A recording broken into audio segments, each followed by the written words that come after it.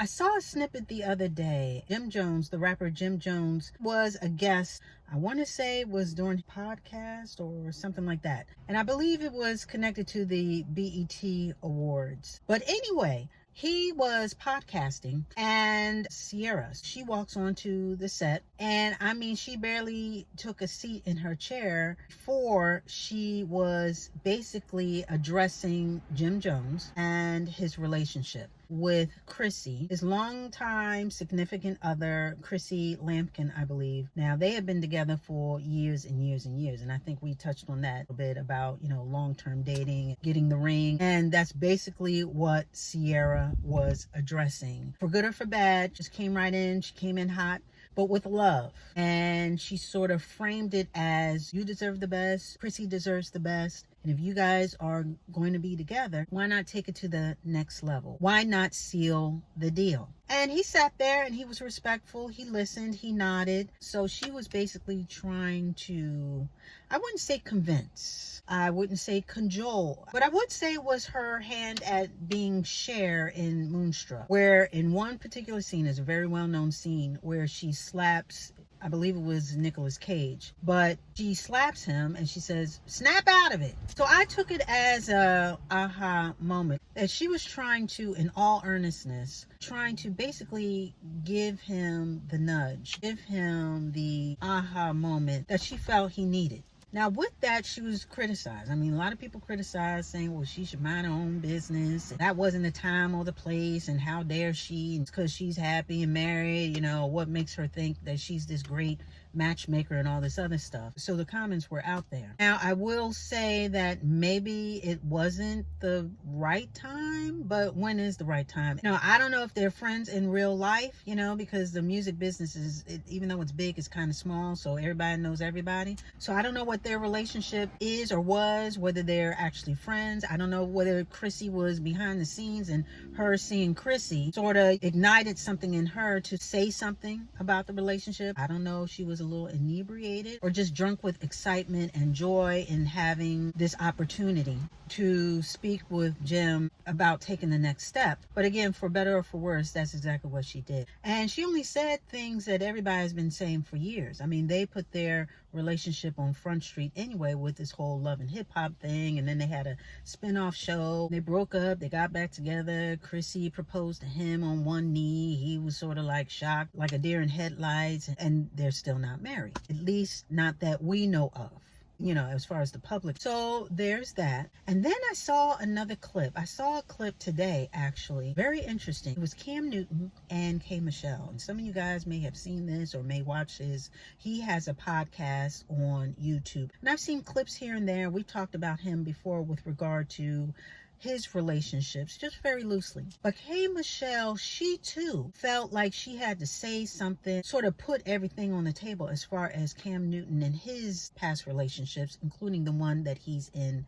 now. And she had an interesting perspective, because for those who don't know, K. Michelle is an R&B singer, but she's recently moved to country music. And with that being said, she pointed out that once she left the ATL and that whole culture, she said that traveling between Atlanta and Nashville has been an eye-opening thing for her, because in Atlanta, with the black culture and the music that she sings, it's very misogynistic as far as women, specifically black women, being called out their names, and how it promotes a lot of the culture, thus the music and the culture promotes a lot of brokenness, not only within us, but also our relationships to each other, which leads to a brokenness in the family structure / the home. And so you go from that, where, you can call someone a bee and this and that, encourage dating outside of relationships and baby mama culture, having Jones on the side, as opposed to Nashville, where country music is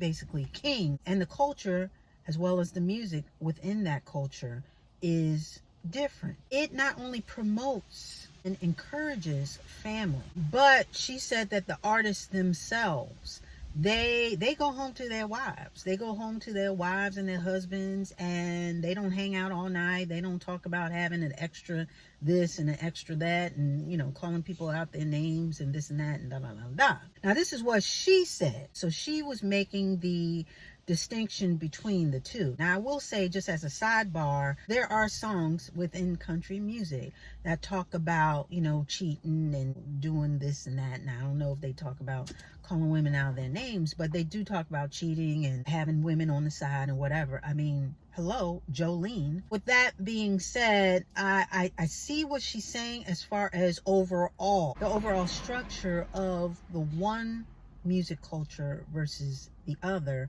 and how it reflects those who participate in it. So I will say that. But I thought that was very interesting. And then she broke it down a little bit further, again talking about how Black women have been degraded by our own, meaning our own Black men, basically put down, disrespected. I mean, we as Black women, we have heard this time and time and time again. So this is no surprise that she too has said that. And she was saying that how Black men have participated in that, and not being that structure, that backbone to the family, participating in the breakdown of the Black family by not encouraging marriage through the songs and culture, as well as through actions, which pointed the finger at Cam Newton, because for those who don't know, he does have quite a few children with quite a few women. He's in a relationship right now, and as she brought up later, he is now about to have another child with the woman that he's with now. So I think this is the second child with his current girlfriend. Now, again, I want to take a sidebar on this, because we know that a lot of this brokenness, it stems from slavery and breaking up of the homes even back then. And there's been this whole agenda in separating us from our backbone and breaking us down, as far as taking the man out of the household, even during the 60s, and, with welfare and all this other stuff. So there's a history behind that. That's not an excuse to perpetuate the brokenness or accept any of this broken behavior. But there is that, as well as it's not just Black folks that, have broken families. I mean, there are a lot of people cheating and leaving and all types of stuff in other cultures and races and yada, yada, yada. But there is a deep, dark history as far as the brokenness or the breaking up of the Black structure, the Black family, the Black relationship. But back to what K. Michelle was saying, and the way she was saying it, she was very passionate about it. So much so that it brought tears to her eyes while she is talking to Cam Newton, and almost pleading that men get themselves together, get right, and do the right thing by honoring not only yourself, but also the person that you're with and the kids that you are bringing into the situation, because you don't want them to see this. You don't want them to repeat this. And she said, even with the new one that you're about to have, the new child, the new little one that you're about to bring into this world, what are your intentions? Is this the one that is going to bring about the end of this cycle? Don't you want a home for your kids, a structure that your kids can be protected by, rely on, and emulate? She said, now, I know you take care of your kids, so I'm not throwing no shade on that. But she said, taking care of your kids and building a home are two different things. Whew. Now that you're having a second kid with the woman that you're with, is this going to be the one that you're going to build a home with? So she put all that on the table, and then he answered. He said, my goal was never to have the next one, because each one that I was with, I thought that was it. He said, but with that being said, I was young and I had just come into money. So therefore, basically, I didn't know how to act. I didn't know all the responsibilities, what they were when I came into this wealth. This is Cam speaking. I'm looking at my dad. They've been married for 39 years. And on top of that, I grew up in the church. So that's not foreign to me. And on top of that, my father's a preacher. So with all that swirling around, he knows. It's not like he can claim ignorance. He knows, he's lived it. He's still living it because his parents are together. And his father even called him out during one of his sermons. So not only can he not escape in public opinion, but not even at home, because his father brings him to task as far as calling him out on what he's doing and not doing. So I found that very interesting, because I did not know all of that about him. And it brought about a different perspective, but it also brought me back to, with all of this that you know, but that you're still doing, why are you doing it? You're doing the same thing the same way with these women, and you're getting the same result. So why not do something different? Instead of putting the carriage in front of the horse, you need to switch it around a little bit. So he went on to say that he knows what a woman is supposed to be. So his expectations are a certain thing. He knows what he looks for. He said the expectations, which was making a home and safety, stuff that we talked about before, how men want to feel safe and yada yada yada, how a woman sets the tone for the home. And without throwing shade on his past amours, he has yet to find that. And also the maturity, how some things shouldn't spill out in front of the kids, and just knowing the difference and bringing a certain maturity. I'm using the word maturity, but bringing a certain tone to the home. Then he brought it back around and he said, so I will accept responsibility and accountability, but there also has to be accountability on the woman's part. And K. Michelle acquiesced. She said, yes, you're right. It takes two. And then the clip pretty much ended there. And the actual episode, I think, is an hour and some change or whatever, which will probably be a very interesting watch, which I haven't done yet. But I wanted to come in here about the one clip because I found it interesting. It was a little bit more revealing as far as Cam's background and how he feels about some stuff. We've heard him say before that, I'm trying, I'm doing this, and I'm doing my best or whatever.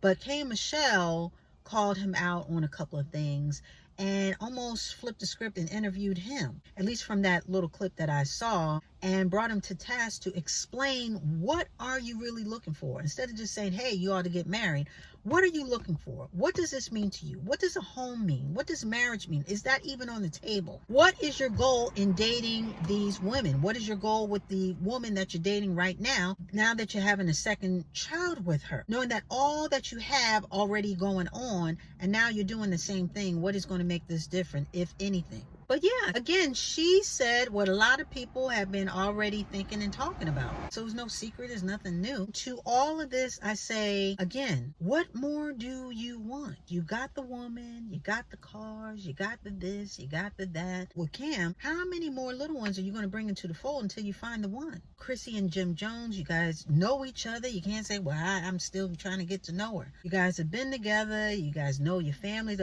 What more is it going to take? What is the ultimate goal? And with the ultimate goal being known, if it is marriage, what is going to get you over the goal line? And I will say that's on both sides, because it's not just the men that would have to make these decisions to make things different, but also the women that are allowing this to happen. Said this before, say it again, we need each other. And for all the backlash that Ciara got and for broaching the subject with Jim in a public manner, sometimes you need to hear from an outsider. You can't hear from your mama, you can't hear from Pookie and them, you can't hear from your brother or somebody close, so definitely not your significant other. And I don't know if it worked on him, I'm just saying, but sometimes an outside voice is better than the inside voice, if that makes any sense, to really get it. And on top of that, even for more people, they need visuals. You can do this all day, but they need visuals. You heard the expression, I can show you better than I can tell you.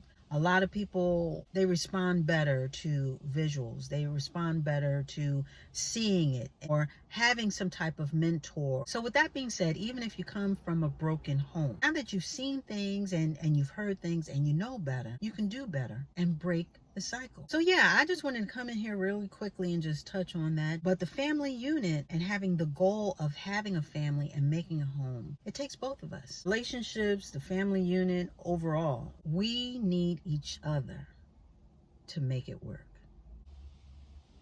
And with that, we are going to put a button on it.